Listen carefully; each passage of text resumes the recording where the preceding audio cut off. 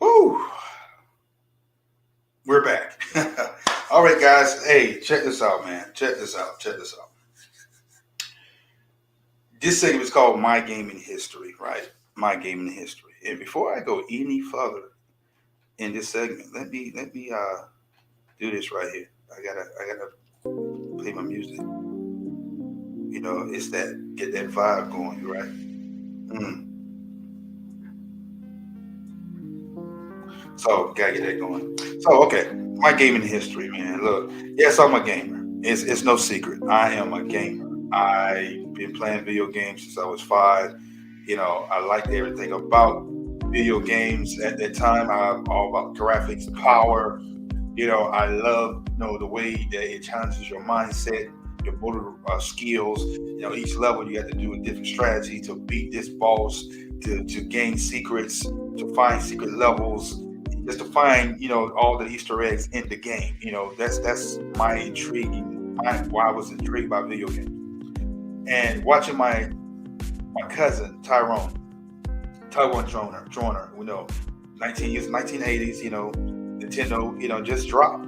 And, I didn't know my cousin was a gamer. I mean, we had Atari, and at the same time, we had Atari, and my grandma, I didn't realize, man, she had, one of the first game systems out there.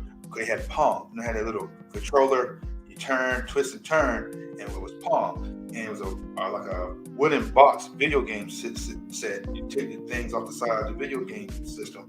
And the Odyssey, I think it was the Odyssey 1 or Odyssey 2. She had that. And I didn't realize that was what that was until I got older. I was like, my grandma had the Odyssey. That's what we played. So I played one of the first game systems that was created.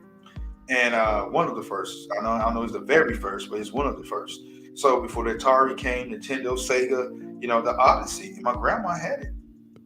And me and my brothers, my cousins, we had competitions and tournaments and Pong of all games, turning the knob, boop, boop, boop, and it was fun and we enjoyed it. And that was the closest to video games that we had. Then Atari came, and then Atari 2600, 2800, 3600, all the hundreds, whatever. My cousin, my god brother CJ, he had all the game systems. So we basically had a gaming hub already in the 80s, early 80s, before that started in the 90s.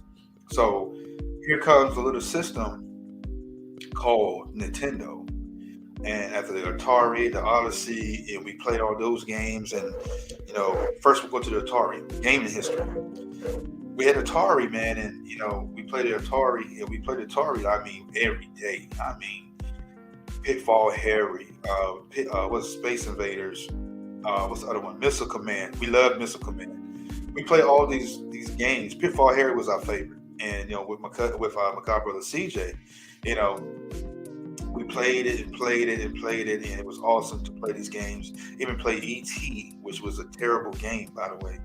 And we played these games, man. And Atari, what's that game? The one on the moon, Wrecker, Moon Rover, something like that. They jump on the moon and you jump in and stuff like that with the car and stuff like that. That's how far back my gaming goes back to, the Odyssey.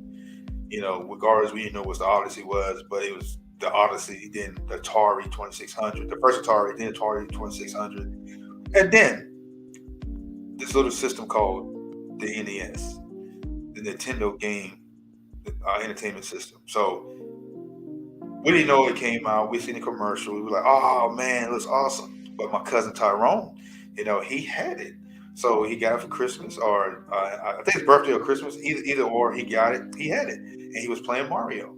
And we got hooked to that system watching him play. And that's how I got into video games, watching others play first before I played it. So, you're observing how they're, strategizing each level, because he beat the game before our eyes. He probably playing this game way before we even knew that he had a Nintendo. So we saw him play Nintendo, and he beat the game Mario right in front of us, man. And I was like, whoa, man. So we were begging our mom, like, hey, mom, we need Nintendo. Can we get Nintendo? Tyrone got Nintendo. Can we get Nintendo? Can we get Nintendo? Can we get Nintendo? My mom ended up, hardworking woman, God, she ended up giving us a Nintendo. We had a black and white TV. And it was at my grandma's house, Grandma Collie's house in Bath, North Carolina at the time. So we lived with her. This only TV we had was a black and white TV. We had to take the wires, put it behind the screws, and tighten the wires just to connect the Nintendo back to the TV at the time, the tube TVs, just to get the play. It was black and white. We had Duck Hunt, we had Mario Brothers, we had Shatterhand, Nightshade, Wizards and Warriors. We had some good games, man. It was awesome, man. We played that system. It was amazing playing that system. And so that got me hooked into the system more than anything else. I started playing games and got more into it. Then it started evolving. So when my god brother came around more frequently, I stayed at his house, him and his father, Rayvon. Love it still, sir. His father, late Rayvon Edwards, Cleveland Edwards. He used to invite me and my family over their house, like every other weekend. We just playing up in CJ's room, and we playing Sega Genesis, we playing Super Nintendo. Man, he had Game Boy, he had Game Gear. I mean, he had Sega Genesis CD. He had all the game systems. Every game system that came out, CJ had it. Super C, that's what we call it. Super C had it.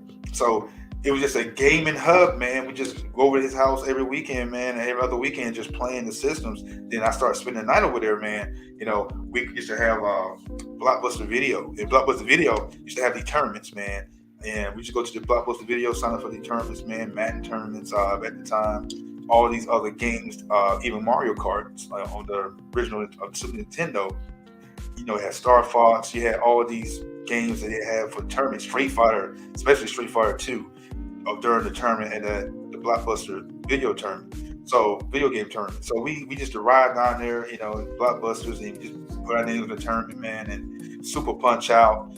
We would sit there and play, we sit there and play these games to sun up, sun down, and especially going to the arcades, to the malls. Man, come on, y'all. I know who remember arcades. Raise your hand. Who remember arcades? Arcades was the bomb, man. Arcade had the great games, Mortal Kombat, Street Fighter 2.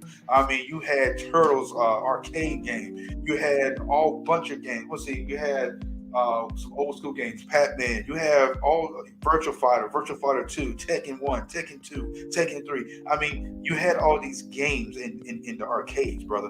And I'm telling you, every time you go to the arcade, you had the jar of money, coins in your hand, in your pocket, and all these things. So that's where you grew as a child, man. You lived because you went to the arcades and you played the arcade machines, man. And it was amazing, man, growing up in the 80s. 80s was my best area of video games. 90s evolved to a whole bunch of things, but we'll talk about that in a few minutes. But the 80s was my era of video games to become alive in that type of genre, come alive in that type of thing. Seeing my family grow up in playing video games, it became a little trend for us, man. I think the world played video games. People grew up on certain video games, regardless if it was a video game itself or board game. You grew up on some type of game. My gaming history goes back to Nintendo. The first system that ever blew my mind away.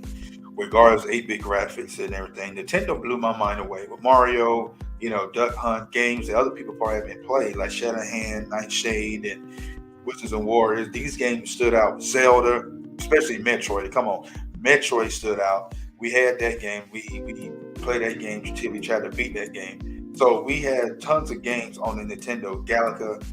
Not Galaga, but Galactica.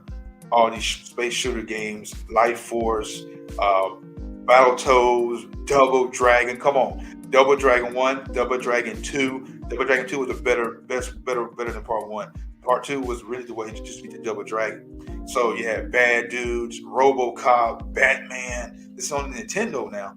Batman, that game was hardcore, man.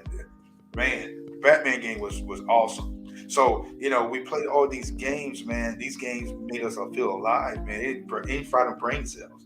But I don't think it did it. But anyway, my history in gaming, man, goes back to the '85 all the way down to now. That's how long I've been a gamer. I ain't never stopped being a gamer. And yes, minister and all that stuff, but I do play games here and there when I'm allowed to from the big men upstairs. But at the same time, video games, you know, was a great, move, toward the children. The children played it, children got involved in it, children understood it, and they was like, okay, wow, here comes what's this game? And I was the type of person that loved graphics. The graphics have to match the gameplay and the style of the game. That's just who I was. I subscribe to EGM, Electric Gaming Monthly, Nintendo Power. I subscribe to GameSpot. Uh, what's the other magazine? There's one more magazine. But I used to subscribe to all of them. I used to get them monthly in the mail, man. And I ain't gonna lie to you. In my juvenile stages, I used to take the magazines from the grocery stores. So yeah, mommy, I used to do that. And so the thing is, EGM, that was a great magazine. I love the cover arts. I love what the games they covered. They cover a whole bunch of games, go in detail the games, stage by stage of the video games. It was amazing. They need to bring these magazines back. See, these magazines was awesome. They were your first study guide, your gaming guide to the games, and they introduced other games, future games coming. Electronic Arts with EA. When they started out, they had a whole bunch of games they showed in the EGM. Then here comes the E3, man, Electronic Expo, man. It was powerful stuff in these magazines. The video game industry was strong and mighty. And don't forget about the console wars: Nintendo versus Sega, Nintendo versus PlayStation, and Xbox, and now the future, so on, so on, so on. So I grew up with them all. I came up with them all. I played them all. I played even Panasonic 3DO. I played that. I played a Jaguar, the Atari Jaguar, which was garbage. It had one good game up there, but other than that, it did nothing for me. The Turbo 16, TurboGrafx 16. I know y'all remember that. The TurboGrafx 16, this little card chip, you put it in. Then you had the handheld to the Game Boy, and it was color. And then you had the Game Gear, the Sega Nomad. You had all these things out there to keep us entertained, pretty much. So that's how far I go back. I go back to even Tiger Handheld, Tiger Electronics. I know y'all remember Tiger Electronics. Come on now, Tiger Electronics, man. We had them in school. We played them in school. Game & Watch from Nintendo. That's how far I go back. So the thing is, I subscribe to all these things. Subscribe to all, everything, all these magazines. Nintendo Power was very popular, and I love Nintendo Power. I had a whole bunch of Nintendo Power. Subscribed to them, had them. Just read them. That's what I did. So Nintendo took me by storm. Then here comes Sega Genesis. I wasn't really a big Sega Genesis fan. Some of the games blew me away, but the system itself, I was just hardcore Nintendo at the time. So when Nintendo was here, they saved the industry from collapsing and people just going about their way doing something else. Nintendo saved the video game industry. Then here comes, Sega Master System was out as well. Nintendo hands down saved the industry. Then here comes Sega Genesis, which transformed the industry. So Sega Genesis came and transformed the industry. Now I'm like, oh my goodness, what is this? Nintendo had to respond. Because Sega came out like, hey, Nintendo said we playing with power, real power, right? That was the first slogan for the original Nintendo. When Sega Genesis come out and said we're at the next level.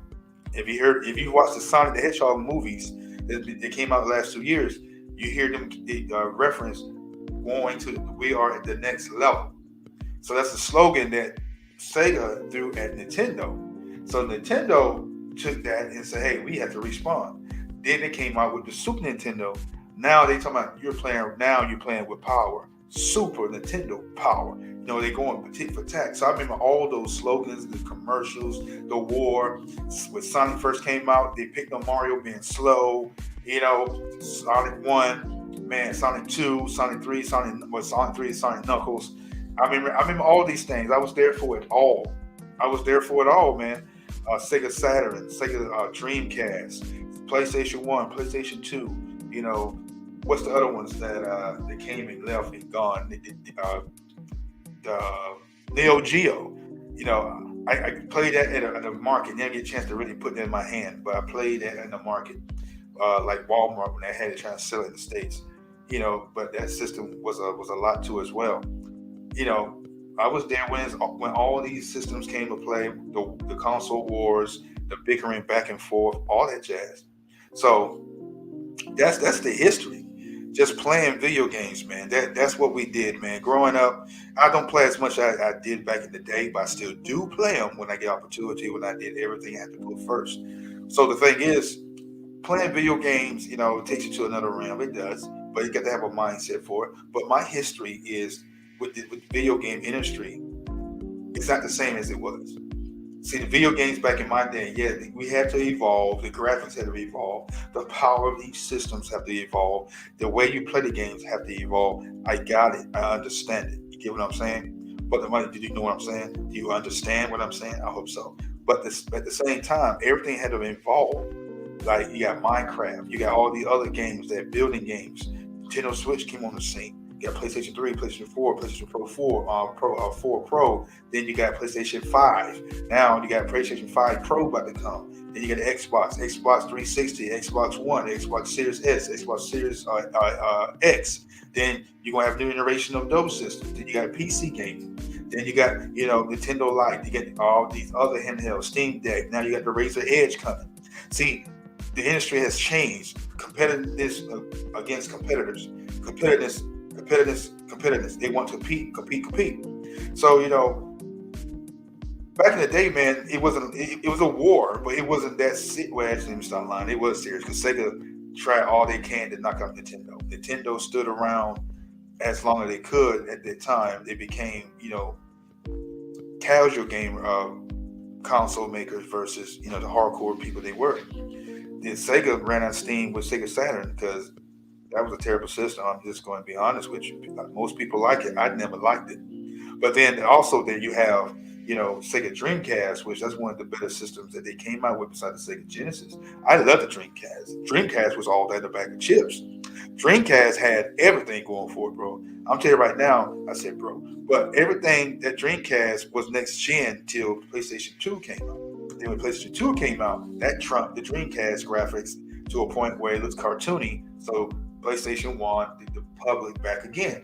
So if it wasn't for Nintendo and Sony coming as a joint venture to make a CD, like Sega CD at the time, and Nintendo pulled out, and the blueprint stayed with Sony, they made their own systems. If it wasn't for Nintendo, you wouldn't have a Sony PlayStation or Xbox consoles out there right now. I give all the props to Nintendo and Sega. Sega technically won the console wars in a way that you had to look at it. They did win the console wars. But Nintendo had power always underneath their hood of their systems. They never turn away from a fight. Nintendo always go forward. Nintendo's always stay strong with their products. So that's why the Switch came out. The Switch changed and transformed the industry once again. So selling over, I think, 116 million units now. 116 million units, surpassing the Game Boy. Man, come on now. Catching up to the Game Boy, either or. Guess what? That's amazing. That's amazing within 6 years. 6 years is too long for a cycle of a video game system console. It's too long. Normally within the 4 year, the 3rd year to 4 year, they're already transitioning to the next gen, the next system. And I've been part of all the generation changes, of all the systems, of all generation of systems. And that's why, people are like, oh, that means you're old. Well, I'm old. Yes, I don't care if I'm old or not. I lived a life that to get to see technology transform and evolve over and over, seeing game systems come and go, seeing games evolve, companies involved, bringing new innovative ways for people to play video games and stuff like that. I've seen it all. Virtual Game Boy, now they got virtual, VR now, out there. Nintendo could have been a pioneer in that. That's another story in their history. So, seeing all these systems come and go, play the Sega Nomad. There's nothing but a portable Sega Genesis. Then you got like Twitch, gaming, streaming channels out there. I have a Twitch channel as well. Some of y'all know that. But at the same time, all these things have evolved. Everything has evolved now. The video games have evolved. Now you got things coming out that's going to compete with the next new thing or next old thing, So everything's trying to make each other obsolete. They're trying to make each game system and game company trying to make each other obsolete. My product is better than your product, or my product is better than your product. Okay, my product is 10 times better than your product. But with the games, though, see, I used to play, a lot of shooting games. But now they got photorealistic to a point that they turned me off. I don't play photorealistic little games. Photorealistic games like Call of Duty, I was a big fan. I don't play Call of Duty like I used to because they're making it too realistic. And I'm a soldier, so I'm still a soldier. I don't need to see something to remind me of war. I like to play it, the team death matches on online battles and stuff like that. So that's the reason why I like playing games like that. But other than that, I don't like photorealistic games. It doesn't do nothing for me. And so that's why I don't really pay attention to most of these games like that. I don't play a lot. Now I do play Gears of War. Now Gears of War is my game of all time. The best game of this way. I'm fumbling my words. Let me drink some water real quick. But I tell you what, Gears of War is my next gen game of. And nothing has surpassed that thought or showed me anything different. I've seen other games, new systems are going to innovate the sauce. But right now, Gears of War took me by storm, took me by surprise. When 360 came out, and you had Fight Night Round 3. Fight Night Round 3 blew my mind with the graphics. But when I saw Gears of War, the first one, Gears of War, oh my God, changed everything for me. And third-person shooter, graphics, action, story, and it's a gruesome game, but it was the first next-gen game. The first next-gen game that I played that I became a big fan of. And the first next-gen game that I played.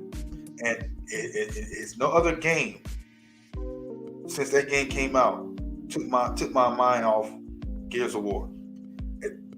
Be honest, other games try to copy Gears of War, and the covering system, the shooting, the gore, the execution style things, etc., etc. Not that Gears of War didn't copy a lot from Mortal Kombat and stuff like that, neither.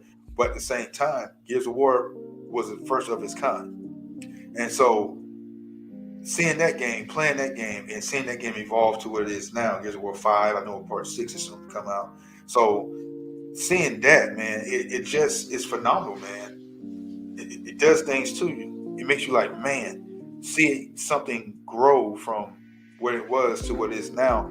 That excites you more and more every time you play video games, man. See, I used to be a graphical person, a graphical guy. You got to have the graphics, got to have the raw power. But I got away from that because Nintendo, with GameCube, the Wii and all that kind of turned me off. And I wasn't an Xbox fan then. I was a PlayStation 2 man. I was a Sony guy. And so when the PlayStation took their time with PlayStation 3, Sony took their time with PlayStation 3 to come out, man, I was getting like, man, I want to see new graphics. Then when Xbox 360 came, oh my God, in history. Whew, oh my God. 360 changed the game for me, man. Changed the whole entire landscape of video games. So that's why I had to rush out. When I got the 360, I couldn't wait for PlayStation 3. That's what took me away from Sony.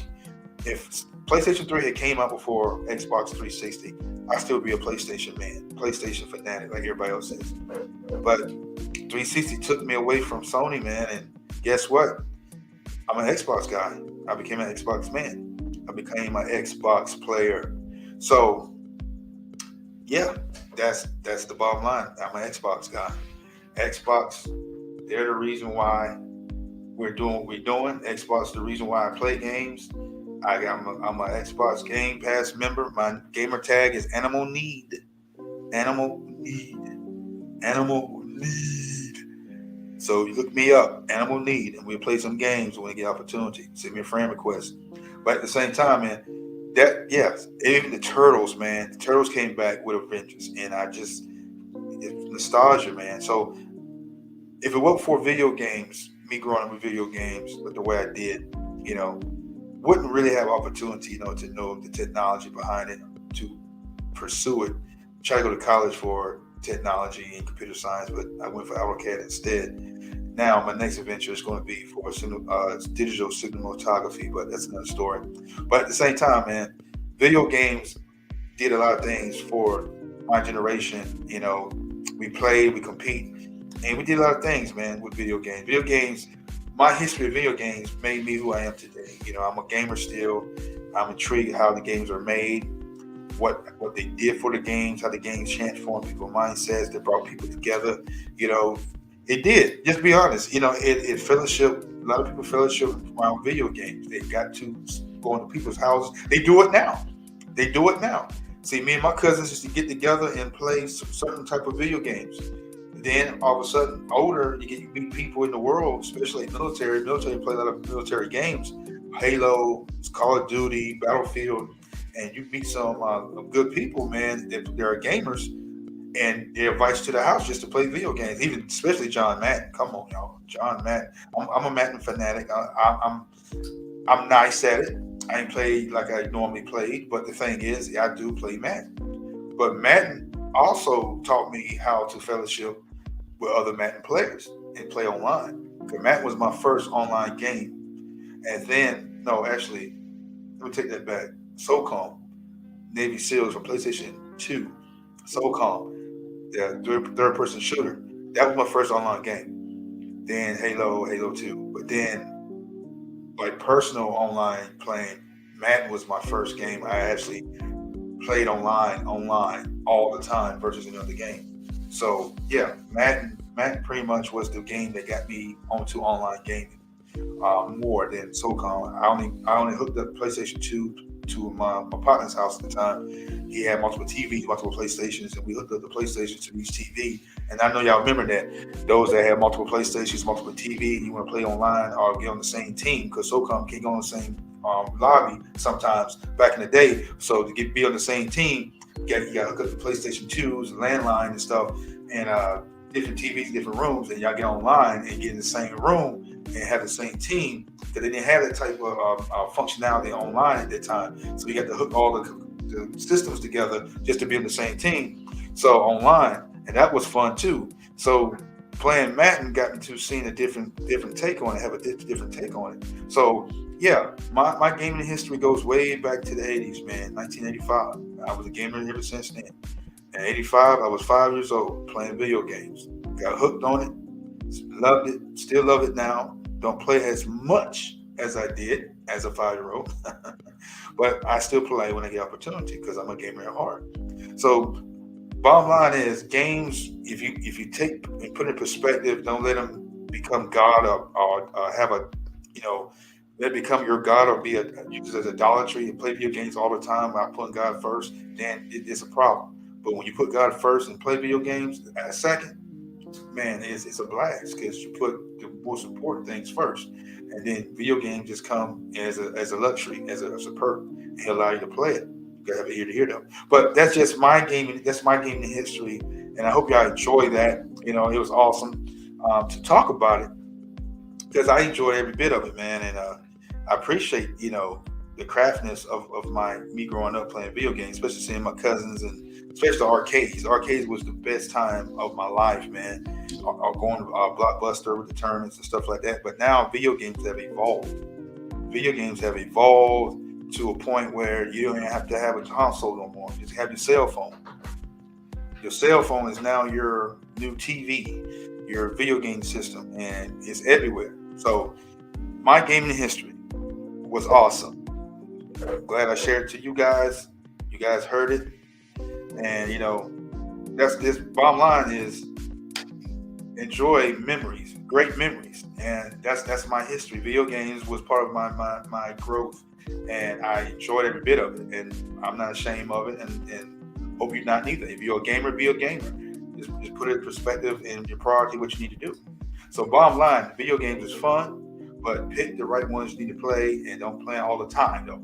Take time, go outside, cut the grass or something. Barbecue, invite some people over, read your Bible or something. But at the same time, hope you enjoy my gaming history. I share that to you so you get an understanding of who I am really. I'm just me. I'm going to be me. The Lord told me to be me. I'm going to be me. But other than that, man, look, Leave me in the comments below. Tell me what is your gaming history? How far you go back? What game system you came in the world growing up in playing versus others?